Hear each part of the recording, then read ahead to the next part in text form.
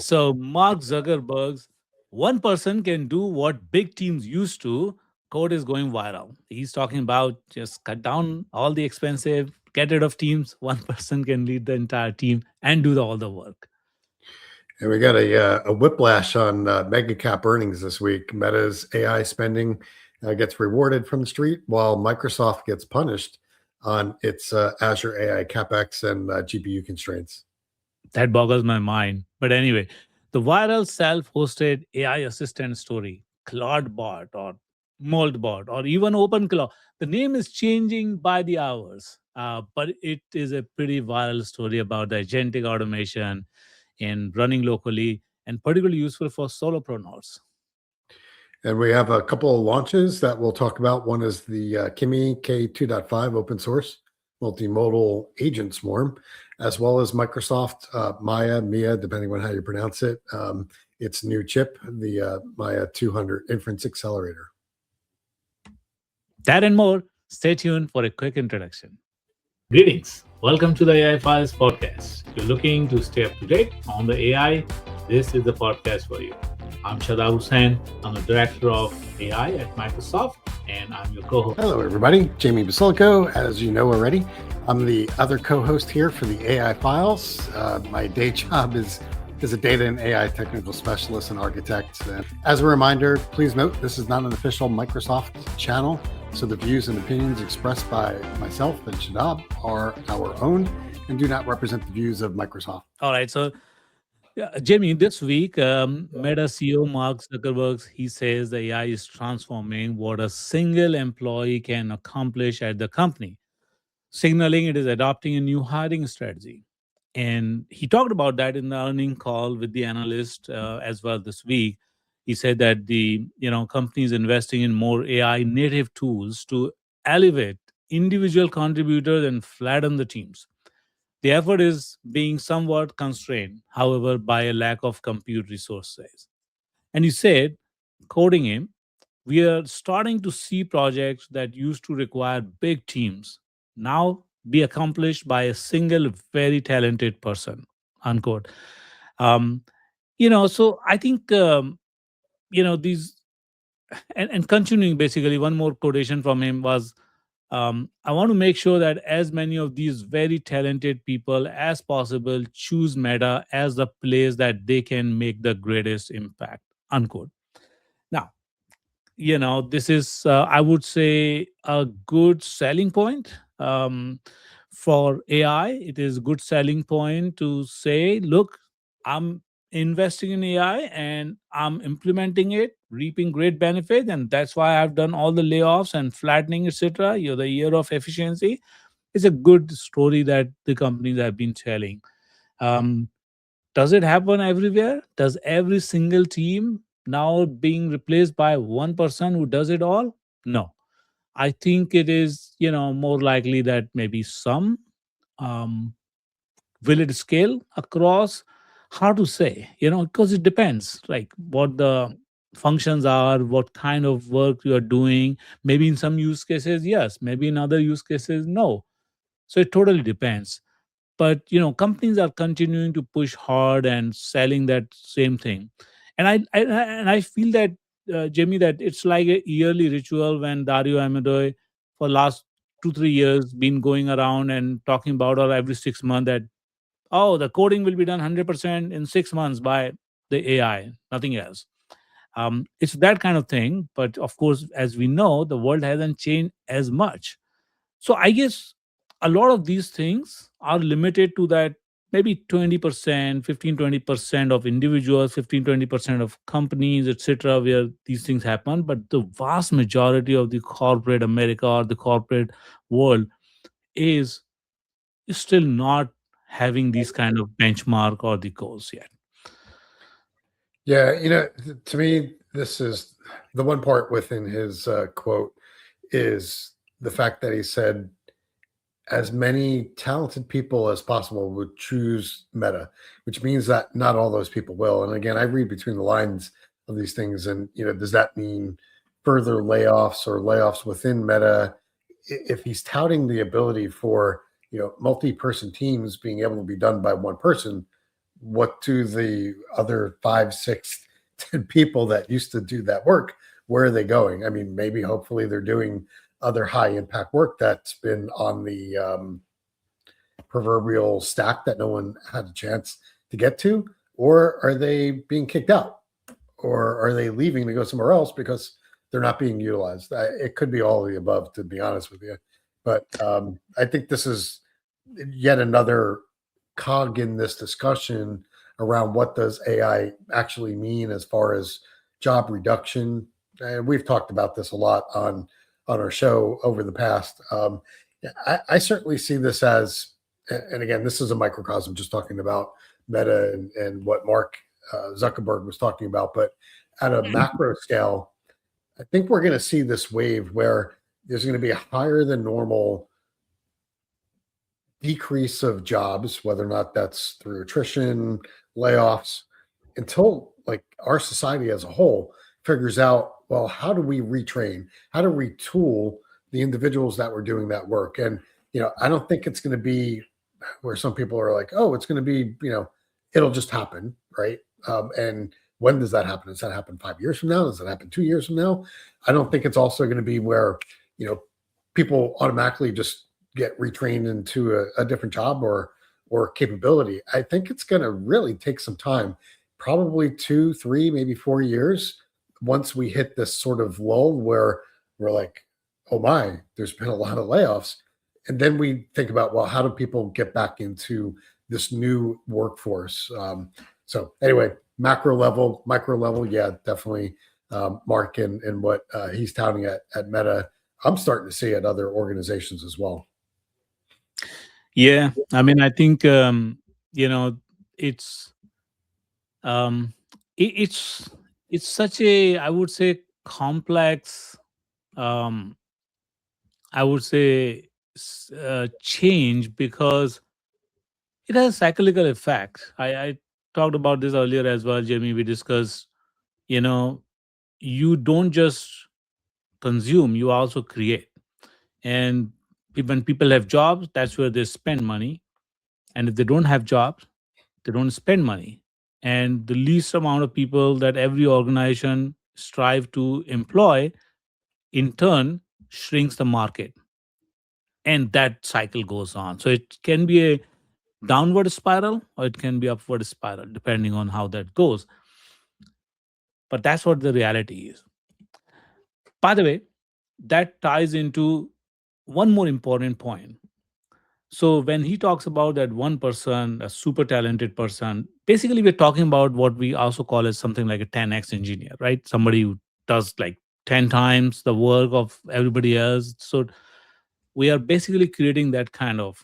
But then the 10x engineer generally doesn't happen at the entrance of their career, right? Later after experience, maybe 10, maybe 15, even 20, 25 years of experience. That's where you create these kind of individuals.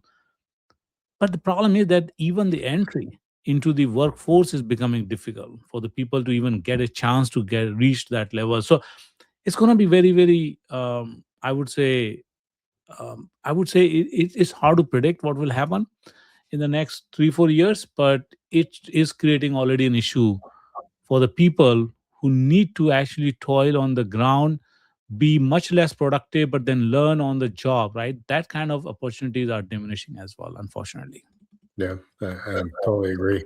As I mentioned, I've got a son who's about to graduate college, and he's going through that now. It's like the jobs for entry level are diminishing, and partly because of the things that we are just talking about. But anyway, we did just mention Meta as it relates to some quote of the week, but I understand Meta also made the news for some other reasons. That being their stock price and their earnings. Do you want to talk about that? Yeah, so that there were two major earnings this week, Meta and Microsoft. And Meta, actually, they came out with pretty impressive earnings results. They delivered 24% year-on-year revenue growth, mostly from ads. And this kind of eased the concerns from the Wall Street in terms of the all the aggressive AI investment the company has been making. Is it driving is it driving the results, right? So overall, Meta added roughly $176 billion in market value after reporting these results, because the Wall Street was very cheerful of these results. Um, the Meta also declared that they plan to spend about $115 billion to $135 billion on AI in 2026, which is nearly the double of 2025 levels. Pretty much all the free cash flow, whatever they will find, they will spend on it. And but since they showed some solid revenue growth, I would say the market still received it well, and the stock jumped 8 to 10% after the earnings. Now, on the other hand, Microsoft also made the earnings, and it showed basically 39% growth in Azure. Overall, the company actually now hit the $50 billion quarterly revenue for the first time.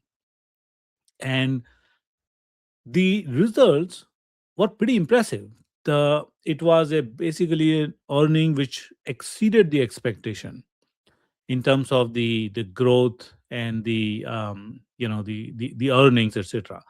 But still, the market, the way it reacted is very different.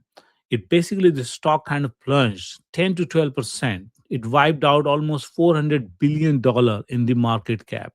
It's the worst day since March 2020. And by the way, everybody should know, Jamie and I, we work for Microsoft. We have our investments in Microsoft equity and all that, right? So just a quick disclaimer again. Um, the thing is that why that there was so much difference. Both the earnings were actually pretty good. The reality is that couple of things that market did not like in the Microsoft's results is that they felt that the revenue growth of Azure slowed down from 39%, from 40% to 39% this quarter, as opposed to the previous quarter, which was 40%. Secondly, they raised the concern that AI related capital expenditures are continuing to grow, and basically it has surged 66% to $37.5 billion, which overshot the expectation that Wall Street had. So that was a surprise there. The company also talked about they have faced GPU supply constraints, and Azure growth would have been 40% if all new chips were allocated there. Now, this is a key point here. It would have grown and continue that growth as of last quarter if all the chips were in place. Now, in order to get all the chips in place, company has to invest. And when the company invests, Wall Street say, "Oh, wait a minute, you invest too much." I think that is where I feel that this was a mind-boggling reaction, because you got to decide what do you want. You want the Because unless the companies invest in the data centers, which Meta also said that they will invest, which Microsoft said, everybody says they have to, because you and I, we all know that the only thing stopping right now is generally the capacity. There is a huge corporate demand for the consumption, or the inference, etc. Now, one thing that also became a highlight was the obligation that Microsoft has, or you can say the kind of pipeline. 45% of that comes from the open. And somehow, right now, nowadays, the Wall Street does not like too much dependency on OpenAI. They feel that there are too many cyclical deals going on. There's too much dependency on OpenAI. In fact, even OpenAI, if they had the stock in the market, that would have actually not been doing so well in the last few quarters, which is what happened with Oracle. Like, it has kind of tanked as well in the last couple of quarters. So, it's hard to say. Uh, it's hard to say like what pleases market sometimes there could be just one thing out of a otherwise handsome result which could spook the investor. Overall, some of the targets have been cut. Some investor, I think the overall rating is still buy, or like continue to buy or hold, etc. But that's what has been generally on the mind of Wall Street investors, that the control their capex, deliver more and more growth. And I don't know, Jamie, how many industries deliver 39% quarterly growth. I think it's pretty good. Yeah, uh, and to like you said, to get whipped, if you will, by the markets because of that. I mean, there is this catch-22. It's like, do you put in the capital to raise what you need within those data centers, or are you going to be more fiscally responsible to show a better bottom line? But if you do that, then you've got customers that are waiting. Therefore, you could have had higher revenues. So, this is a game that happens back and forth on the markets. And yes, it is a little mind blowing, especially as you get higher up with the amount of revenue that you have. So, like a $50 billion revenue run rate for a quarter, when you start talking, grow that by 39%, that's a huge amount of money that you're talking about. So I'm still amazed that it's growing at the rate it is, let alone, we didn't, we as in Yeah. Microsoft didn't surpass 40%. So, By the way, it's this interesting. effect was so high, Jamie. By the way, that is Steve Ballmer. he, he's, he actually, because he has become, I think, the largest shareholder in Microsoft or something like that, because the Bill Gates had actually divested some of his equity. He actually fell from number 8 to number 14 because of this.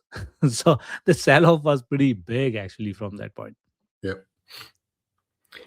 So, I guess moving away from Wall Street, we'll get to some other tech news here, and we kind of alluded to this in the teaser. There's a growing swell, if you will, for a personal assistant.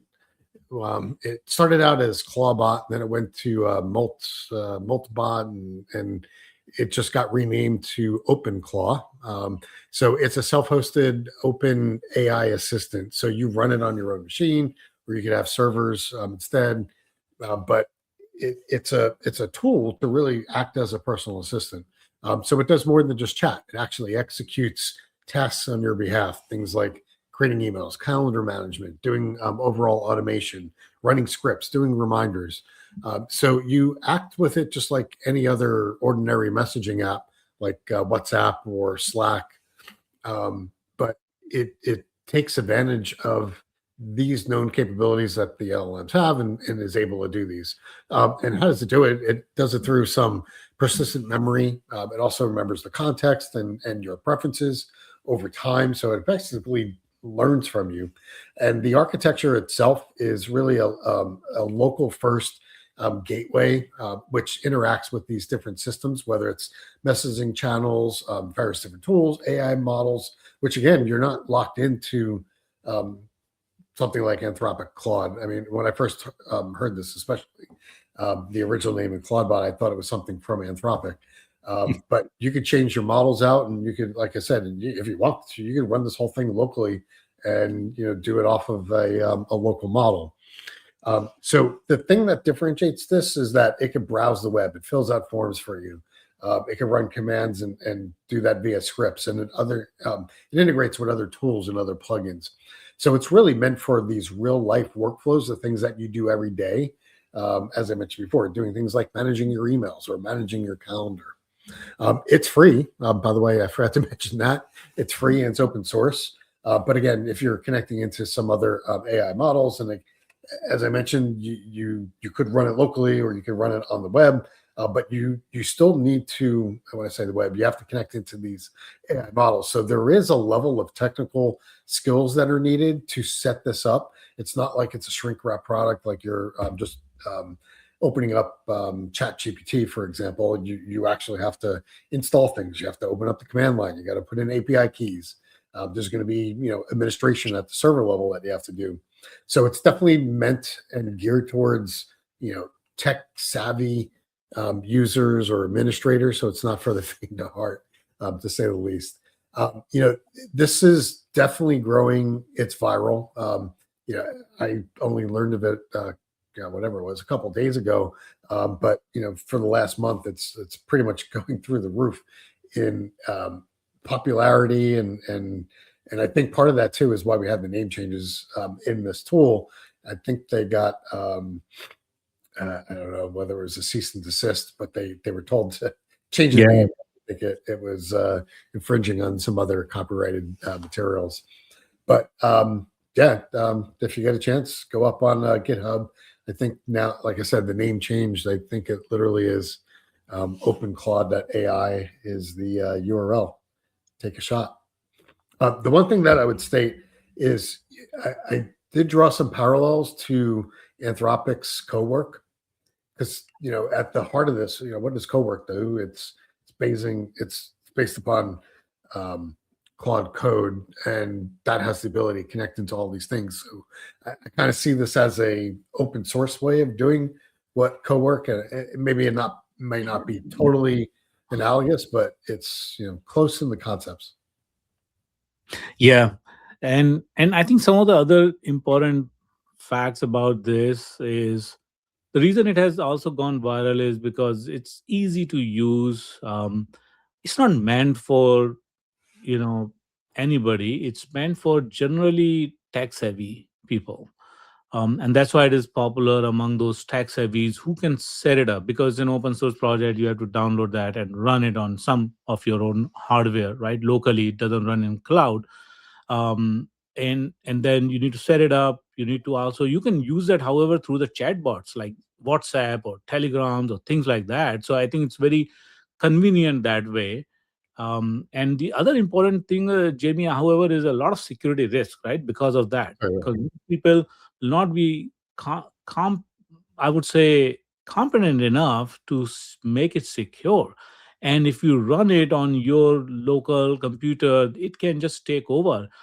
It also runs a huge risk of prompt injection attacks. In fact, already a lot of hackers have published how this could be actually vulnerable, and it is. So, word of guidance, don't do it unless you know what you're doing. yeah. It is not Yeah, that kind of the funny idea. Yeah, the funny thing is, obviously, I kind of jumped on the bandwagon a little bit late on this one, but I went to the website when I first heard about it a few days ago, and the website was blocked by whatever. Um, I used tons of different computers and browsers, but Yeah. it was blocked because it said, "Hey, your information could be compromised." Exactly what you were just talking about. If you don't know what you're doing, you don't have the right security protocols, and even if you do, like you got to worry about things like you mentioned, like prompt injections, and even even if it wasn't that, these things could actually take over your computer and either send things out that you didn't want, or maybe delete things as well. So Yeah. True. user beware. That might be a good way of saying it. Okay. But it's a good example of Jimmy, how this tool, because a lot of solopreneurs, the one man company who have taken this up, they are tech savvy and they're basically using it to do a lot of tasks. It's easier to set up. And it has some interesting story about how the person who actually created this, he had lost his spark in doing all this coding for last 3 years. He was not doing anything and suddenly jumped um, on this thing, and he launched this project, right? So and it kind of like, it is built by those kind of savvy um, computer programmers, and I think it is meant for those savvy computer programmers. Moving on, some of the rapid news quickly. Jimmy, Perplexity has signed a $750 million deal with Microsoft to use its Azure cloud service. Basically, they are spreading beyond the longtime cloud partner Amazon.com. So I think it's a big diversification, nothing new, common theme among most of the providers to go beyond one hypercloud. And in another news, Elon Musk, SpaceX, Tesla, XAI are in talks to merge. What will happen? We don't know. Maybe two of them, maybe Tesla and SpaceX will merge. Maybe the XAI and SpaceX will merge. These are all talks happening. XAI already, basically, the XAI, which is maker of Grok, already kind of has acquired the X in it, and now there, I think maybe all three of them will merge, who knows. But this is all in preparation for going public. So these are all financial dressing up.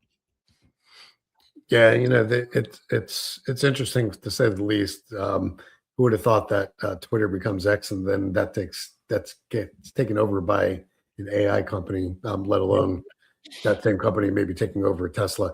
I did, very quick side note, I did read that Tesla was shutting down some of the older production of their cars to get ready for production of the humanoid robots. And, so you're seeing that merging of Tesla, the car company, to now Tesla, the XAI or Mm. AI company to create humanoid AI based robots. So who knows what will end up with that. But going back to today's And world by and the way, Jimmy, that's a what we very know of. important point you mentioned. I also wanted to give a quick context why they are trying to also talk about merging XCI and SpaceX is because data centers angle. Musk want to actually put the data center in the space, and Yep. it makes sense to merge XCI and SpaceX for that reason. That's Yeah. why they. Yep. Yeah, and that's a whole nother topic because it is so much cheaper to run data centers in space. Think about it this way: you don't need cooling in space. It's absolute zero. And you think about how much money is spent on cooling, and if you point your data centers that are running in space at the sun, you've got 24/7 solar without having to go through an atmosphere. There's so many things, and maybe we just have an episode just on these space data centers, but there's so much positive about that. Everyone thinks, when they first hear it, they're like, oh, that's science fiction. It's really not. It's very doable. And there's the thing that holds technology back from leaping forward. It's not the technology in most cases, it's the economics behind the technology. And there's definite positive economics for doing space based data centers. Anyway, Yep. um, on to onto something else. So there's a couple launches this week. So an open source multimodal model that is focused on agentic work is now in the top leader spot for the open source, and this is Kimi K2.5. So it's at the frontier of agentic AI. It's again, like I said, a new model, 15 trillion additional visual text tokens inside of this model. So it really gives it a major upgrade for coding, visual reasoning, autonomous tasks, and this takes the place of its predecessors in as far as the Kimi models. So the thing that really sets this apart is the ability for it to agent swarm. So this could autonomously spin off multiple sub agents, 100 of them in context, but they can run in parallel 1,500 different parallel tool tasks. So ultimately, what this does is it makes, number one, the whole system smarter, but it also reduces execution time up to 4.5 times faster than just a single agent setup. And when we'll throw in the links and stuff, but if you go to their website, they actually pit the Kimi 2.5 reasoning in the code aspect against Opus 4.5. Now, it doesn't surpass it, but it's pretty darn close. And when you think about it as a open source model, that's pretty good, right? So, like I said, it's one of the strongest, if not the strongest. The Elm Arena, which by the way changed its name as well, it's just called Arena. It's up there in the top. It is actually taking the top one. So, a couple different reasons why this is important for the technical and non-technical. Obviously, from the executive viewpoint on this, it's faster, it's cheaper. And it could scale. As I said before, open source based upon swarm technology. What used to maybe take hours can actually be done in minutes now. Everything from like research, document creation, data analysis.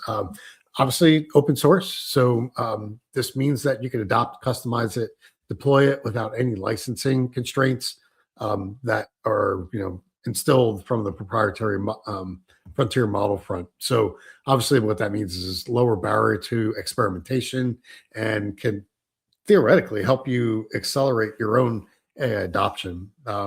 There's other reasons from a business perspective, competitive pressure on productivity. One of the things that this model does very well is its ability to do basically white collar tasks. So AI for work. There's actually a benchmark for that as well. It's scored really high in that benchmark too, other than just things from a coding perspective.